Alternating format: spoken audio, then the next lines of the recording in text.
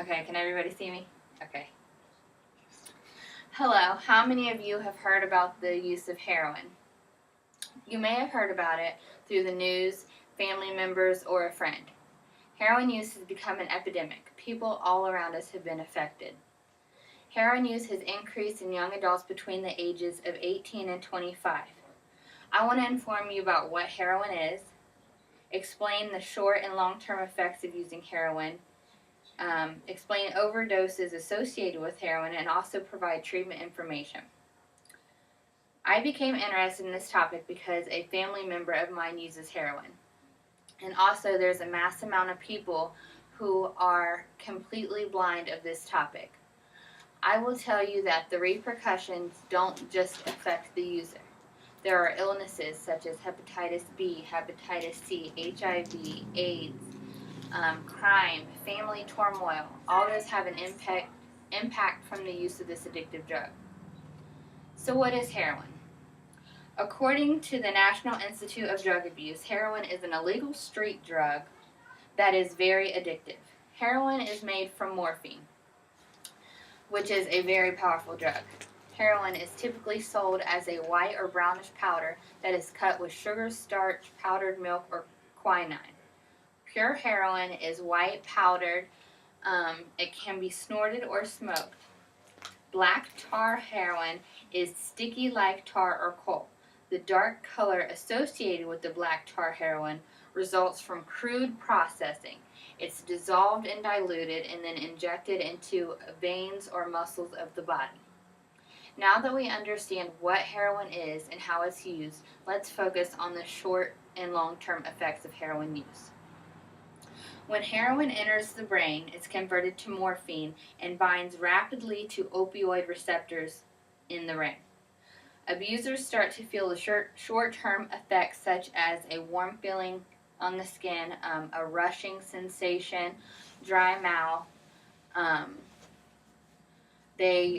Sometimes nausea and vomiting is felt, suppression of pain, severe itching. Users will be drowsy for several hours.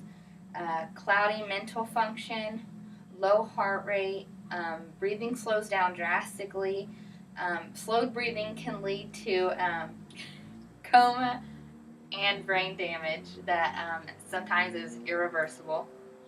No matter how a person ingests the drugs, many experience long-term medical complications.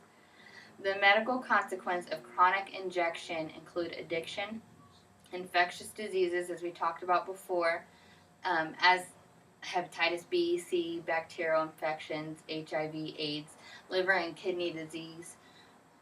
Now that we understand the short and long-term effects of heroin use, it's important to understand overdose. Heroin is dangerous and could result in death. An overdose in general is when you take more than the recommended amount of the drug. The consequences of heroin overdose is dangerous and could result in death. About 6% of the U.S., about 6% of 15 to 64-year-olds in the U.S. use opiates. If a person becomes addicted to opiates, they are between 6 to 20 times more likely to die than someone in the general population. A large dose of heroin lowers the heart rate and breathing. It can lower it to a point where a person cannot survive without medical help. Narcan is an opioid medication that can be used if overdose occurs.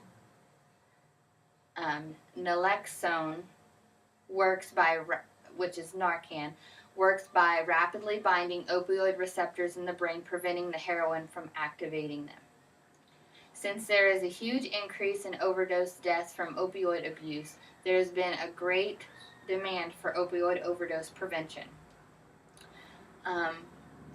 For opioid prevention services. According to an article on CBS News, heroin-related overdoses in the U.S. tend to be white men and women in their 20s who live in suburban or rural areas. There was 8,257 heroin-related deaths in 2013, compared to 5,925 the year before. In 2010, the deaths were about 3,000. Deaths from heroin increased in both men and women in all age groups, whites, blacks, and Hispanics. Now that we understand how serious an overdose is, let's discuss treatments for heroin addiction. There are a variety of different treatments for heroin addiction, including both medication and behavioral therapies. Both options help to restore a degree of normalcy to the brain function, and behavior research shows that using both these methods, the medication and the behavioral therapies, are most effective. Effective medications are methadone, which is a slow-acting opioid agonist. Methadone has been around since 1960s and is still an excellent treatment option.